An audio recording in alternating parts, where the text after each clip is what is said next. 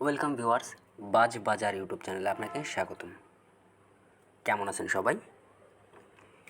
ইদানিং সোশ্যাল মিডিয়াতে TikTok, YouTube, Facebook সমস্ত জায়গায় কাজী নজরুল ইসলামের একটি গান বাগিচায় বুলবুলি তুই ফুল শাখাতে তৃষ্ণে আজি তোল, এই গানটি অত্যন্ত পরিমাণে ভাইরাল।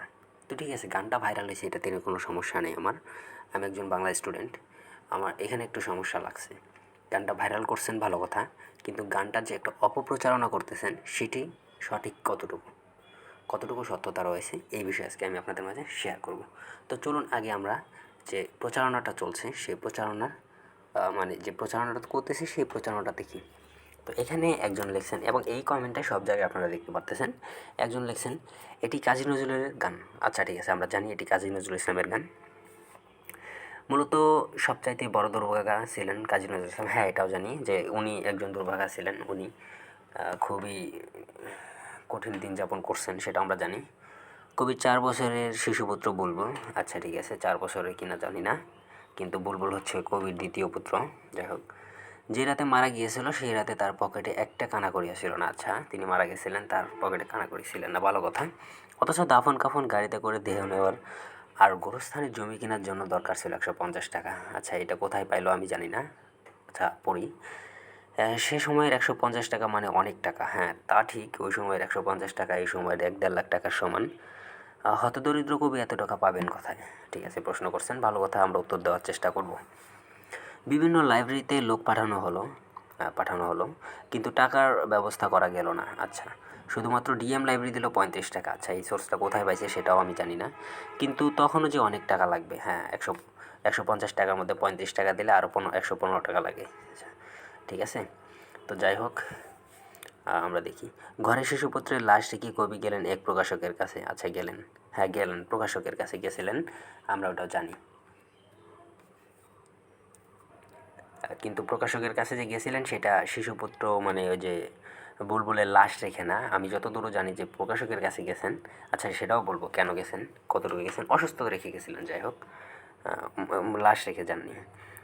তারপর নিষ্ঠুর প্রকাশক শর্ত দিলেন। আচ্ছা, শর্ত দিলেন, এরকম কোনো কোথাও পাই নাই। এই মুহূর্তে কবিতা একটি লিখে দিতে হবে। আচ্ছা, এটা কবিতা না, আপনারা যেটা প্রচারণা করতেছেন এটা কবিতা না, এটা হচ্ছেন গজল। তারপর টাকা, নিরুপায় কবি তার মনের নীরব কান্না লিখে দিলেন। আচ্ছা, এটা এটা আমি মনে করি সমস্তটাই ভুল ভুল তথ্য আপনাদের মাঝে শেয়ার হচ্ছে। তো এখন আমি যদি আপনাদের সামনে শেয়ার করি সঠিক তথ্যটি, তাহলে আপনারা আশা করি বুঝতে পারবেন। সোর্সও আমি দিয়ে দিব, সোর্সও আমি আমার কমেন্ট বক্সে মানে ডিসক্রিপশন বক্সে দিয়ে দিব, সমস্যা নেই। এখানে বলা হয়েছে 1962 সালে কাজী নজরুল ইসলাম কৃষ্ণনগরে সপরিবারে থাকতেন। আচ্ছা থাকতেন।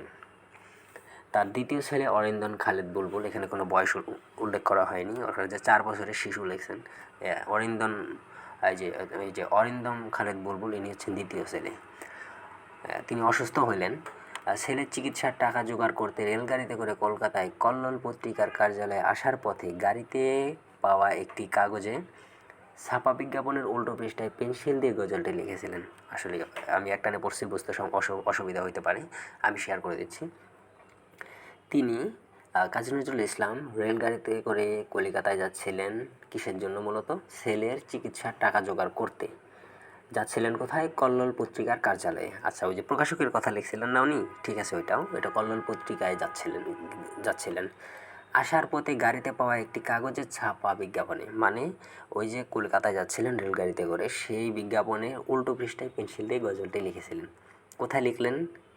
রেলগাড়িতে। আচ্ছা, টাকা জোগাড়ের পর মানে টাকা যখন জোগাড় হয়ে গেল তখন নৃপেন কৃষ্ণ চট্টোপাধ্যায়কে গজলটি দিলেন। এই যে গজলটি লিখলেন রেলগাড়িতে, সেই গজলটি নৃপেন কৃষ্ণ চট্টোপাধ্যায়কে দিলেন এবং দ্রুত চলেও আসলেন। এখন বুঝতে পারলেন, এটি কেউ শর্ত দেয়নি, কোনো প্রকাশক তাকে বলেনি যে গজল লিখে দিলে আমি তাকে টাকা দেবো, এরকম কোনো কথা কোথাও ছড়ানো হয়নি। আচ্ছা যাই হোক, তারপরে এখানে উল্লেখ করেছেন নজরুল গজলটি কোনো উদ্দেশ্য ছাড়াই আনমনে লিখেছিলেন। তো যদি কোনো উদ্দেশ্য ছাড়াই আনমনে গজলটি লেখা হয় তাহলে এত ভুল প্রচার কেন?